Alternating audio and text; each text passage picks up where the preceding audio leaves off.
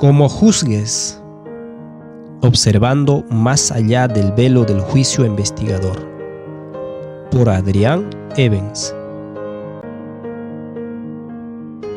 Capítulo 20. El tiempo de angustia de Jacob.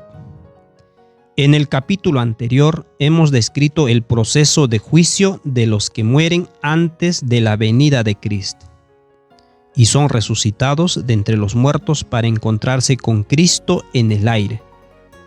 ¿Qué sucede con los seguidores fieles de Cristo que viven y permanecen en el momento de la venida de Cristo? ¿Cómo les afecta el juicio? Porque todos debemos comparecer ante el tribunal de Cristo. Leemos en 1 Corintios 10:11 lo siguiente.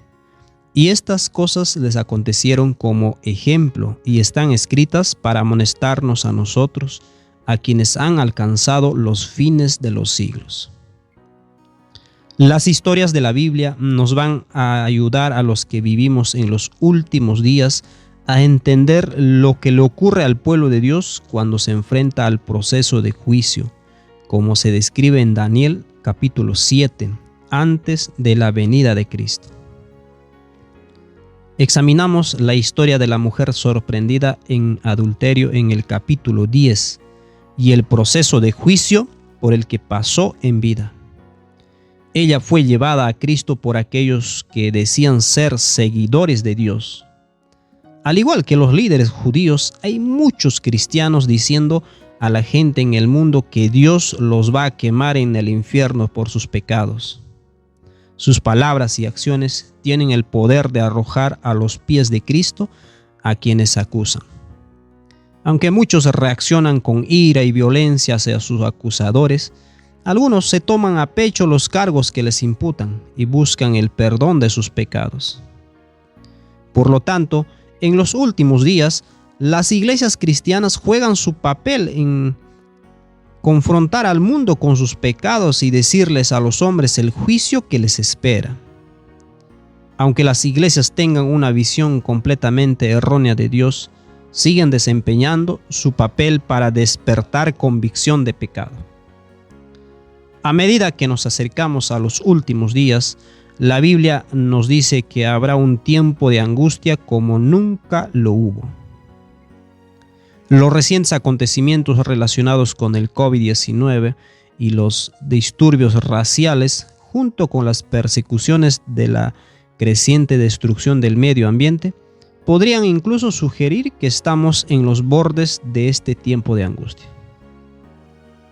Esto leemos en Daniel capítulo 12, versículo 1.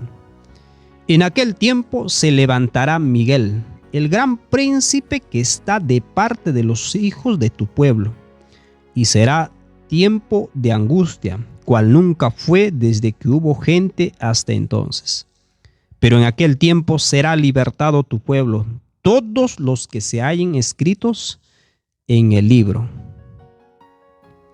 Cuando la gente comience a ver que el mundo se desmorona y las catástrofes comiencen a afectar realmente a la tierra y a las naciones del mundo, muchos comenzarán a preguntarse si son sus propios pecados los que han traído estas cosas a la tierra. Habrá dos clases de personas religiosas que surgirán cuando comiencen estos problemas.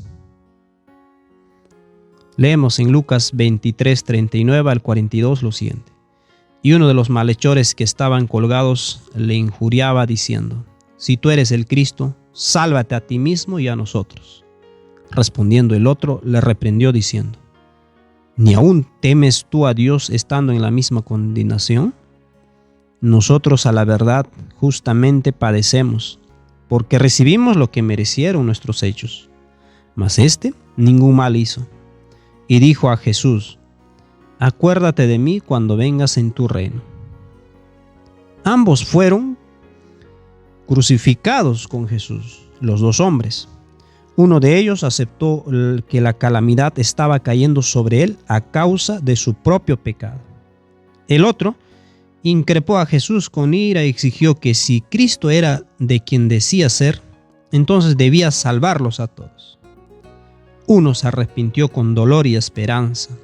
El otro siguió enojado, desafiante y se negó a arrepentirse.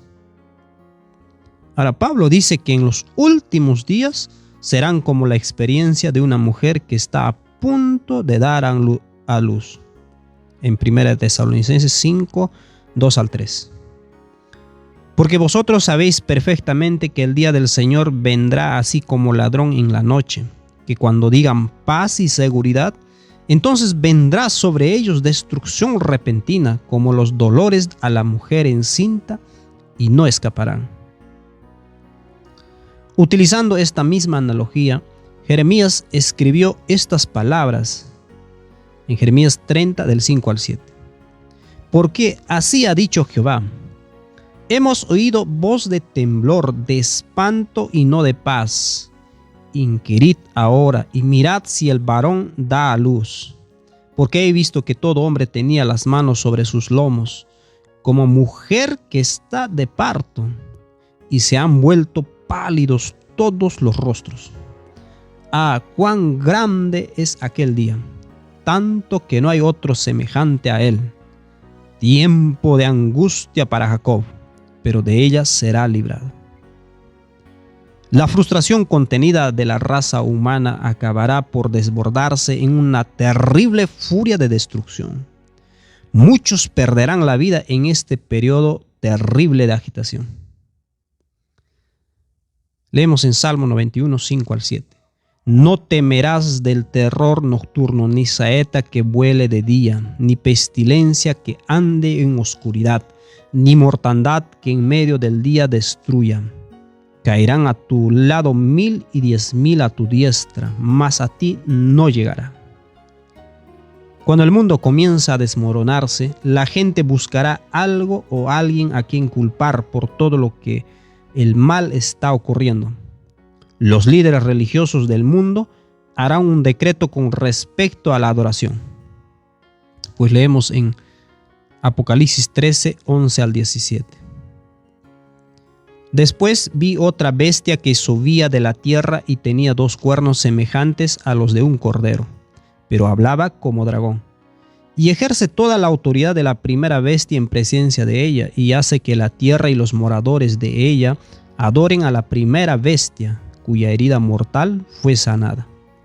También hace grandes señales, de tal manera que aún hace descender fuego del cielo a la tierra delante de los hombres, y engaña a los moradores de la tierra con sus señales que se le ha permitido hacer en presencia de la bestia, mandando a los moradores de la tierra que le hagan imagen a la bestia que tiene la herida de espada y vivió. Y se le permitió infundir aliento a la imagen de la bestia, para que la imagen hablase e hiciese matar a todo el que no la adorase, y hacía que a todos, pequeños y grandes, ricos y pobres, libres y esclavos, se les pusiese una marca en la mano derecha o en la frente, y que ninguno pudiese comprar ni vender, sino que el que tuviese la marca o el nombre de la bestia o el número de su nombre. Está más allá del alcance de este audio entrar en detalles sobre esta profecía. Para un análisis detallado, por favor, lea el libro El conflicto de los siglos de Ellen White. El punto clave que queremos considerar aquí es que se aplicará presión a todo el mundo para que se adhiera a una forma de religión. Aquellos que no se sometan a esta marca de autoridad serán amenazados con la muerte por negarse a cumplir. Es durante este tiempo que el pueblo de Dios se enfrenta a un terrible tiempo de angustia. Como la mujer sorprendida en adulterio, muchos serán arrastrados ante los tribunales por negarse a someterse a las leyes religiosas promulgadas. Este es el tiempo del cual la Biblia se refiere como la angustia de Jacob. La historia a la que se refiere aquí es cuando Jacob, con sus mujeres y sus hijos, dejado a su suegro que lo había defraudado, Jacob regresaba a la tierra de su familia. El problema era que su hermano venía a su encuentro para saldar una vieja cuenta de cuando Jacob había engañado a su padre para robar la primogenitura. La primogenitura es una herencia espiritual concedida para bendecir a una familia tanto en riqueza espiritual como material. Esaú, el hermano de Jacob, quería la riqueza material, pero le importaba poco el elemento espiritual. Jacob se enfrentaba ahora a la muerte por parte de su hermano. Mientras se dirigía a su casa, huyendo de su suegro y enfrentándose ahora a su furioso hermano, recibe la noticia. En Génesis 32, 6 al 7. Y los mensajeros volvieron a Jacob diciendo: venimos a tu hermano Esaú, y él también viene a recibirte, y 400 hombres con él. Entonces Jacob tuvo gran temor y se angustió, y distribuyó el pueblo que tenía consigo, y las ovejas y las vacas y los camellos, en 2 campamentos. Jacob hace todo lo humanamente posible para prepararse para la crisis, y luego va a orar a Dios para que le ayude en esta terrible situación. En Génesis 32, del 9 al 11 leemos: y dijo Jacob: Dios de mi padre Abraham y Dios de mi padre Isaac, Jehová, que me dijiste: vuélvete a tu tierra y a tu parentela, y yo te haré bien. Menor soy que todas las misericordias y que toda la verdad que has usado con tu siervo. Pues con mi cayado pasé este Jordán, y estoy ahora sobre 2 campamentos. Líbrame ahora de la mano de mi hermano, de la mano de Esaú, porque le temo. No venga acaso y me hiera la madre con los hijos. Jacob ora con dolor y lágrimas a Dios pidiendo ayuda. Mientras ora, de repente es asaltado por lo que le parece ser un atacante. Leemos en Génesis 32, 24. Así que quedó Jacob solo, y luchó con él un varón hasta que raya el alba. Lucha toda la noche con esta misteriosa persona. Finalmente, al amanecer, el asaltante le tocó la cadera, y las articulaciones de la cadera de Jacob se desencajó. Supo inmediatamente que no estaba luchando con un hombre, sino con un ser divino. Y así es en Génesis 32, del 25 al 30, relata: y cuando el varón vio que no podía con él, tocó en el sitio del encaje de su muslo, y se desencoyuntó el muslo de Jacob mientras con él luchaba. Y dijo: déjame, porque raya el alba. Y Jacob le respondió: no te dejaré si no me bendices. Y el varón le dijo: ¿cuál es tu nombre? Y él respondió: Jacob. Y el varón le dijo: no se dirá más tu nombre Jacob, sino Israel, porque has luchado con Dios y con los hombres, y has vencido. Entonces Jacob le preguntó y dijo: declárame ahora tu nombre. Y el varón respondió: ¿por qué me preguntas por mi nombre? Y lo bendijo allí, y llamó Jacob el nombre de aquel lugar Peniel, porque dijo: vi a Dios cara a cara, y fue librada mi alma. Esta extraña experiencia se describe en Jeremías 30, versículo 7, como algo que volverá a suceder al pueblo de Dios justo antes de la venida de Cristo por segunda vez. Mientras Jacob piensa sobre su vida, recuerda todas las cosas malas que había hecho. Empieza a sentir que está en esta posición por muchos de sus fracasos. Se siente tentado a pensar que Dios lo abandonará. El Hijo de Dios viene a ayudarle, pero Jacob, como hijo de Adán, teme que esta persona quiera hacerle daño. Lucha con el ángel por su vida, sin darse cuenta de que este ángel no ha venido a hacerle daño, sino a salvarle. El Hijo de Dios permite que esta lucha continúe para determinar si Jacob se entregará completamente a Dios y confiará en su perdón, o se rendirá a la desesperación. Durante este tiempo, Satanás tienta a Jacob de que sus pecados son demasiado grandes para que Dios los perdone. Satanás consigue y prosigue su caso contra Jacob y lo llena de dudas. Tiene la sensación de que es demasiado tarde para él, pero lucha con sus dudas al igual que lucha con el asaltante. Una lucha está simbolizada en la otra. Esta misma historia se cuenta de otra manera en la vida del sumo sacerdote Josué, en Zacarías 3, 1 al 4. Me mostró al sumo sacerdote Josué, el cual estaba delante del ángel de Jehová, y Satanás estaba a su mano derecha para acusarle. Y dijo Jehová a Satanás: Jehová te reprenda, oh Satanás. Jehová, que ha escogido a Jerusalén, te reprenda. ¿No es este un tizón arrebatado del incendio? Y Josué estaba vestido de vestiduras viles y estaba delante del ángel. Y habló el ángel y mandó a los que estaban delante de él, diciendo: Quitadle esas vestiduras viles. Y a él le dijo: Mira que he quitado de ti tu pecado y te he hecho vestir de ropas de gala. Vemos una serie de acontecimientos similares a los que se produjeron cuando Satanás disputó con Cristo sobre el cuerpo de Moisés, solo que esta vez la persona en cuestión está en vida. Este no es el juicio de los muertos, sino de los vivos. El ángel del Señor reprende a Satanás en representación de Josué, al igual que lo hizo con Moisés, tal como leemos en Judas 1:9. Pero cuando el arcángel Miguel contendía con el diablo, disputando con él por el cuerpo de Moisés, no se atrevió a proferir juicio de maldición contra él, sino que dijo: El Señor te reprenda. Lo que le ocurrió a Moisés después de su muerte, le ocurrió a Jacob, al sumo sacerdote Josué y a la mujer sorprendida en adulterio mientras estaban vivos. Satanás busca llevar al pecador a la desesperación a causa de sus pecados. Las punzantes acusaciones del diablo se sienten como si Dios mismo estuviera condenando al pecador. La suave voz de Dios que ofrece esperanza al pecador se siente como si fuera ahogada por la voz del acusador.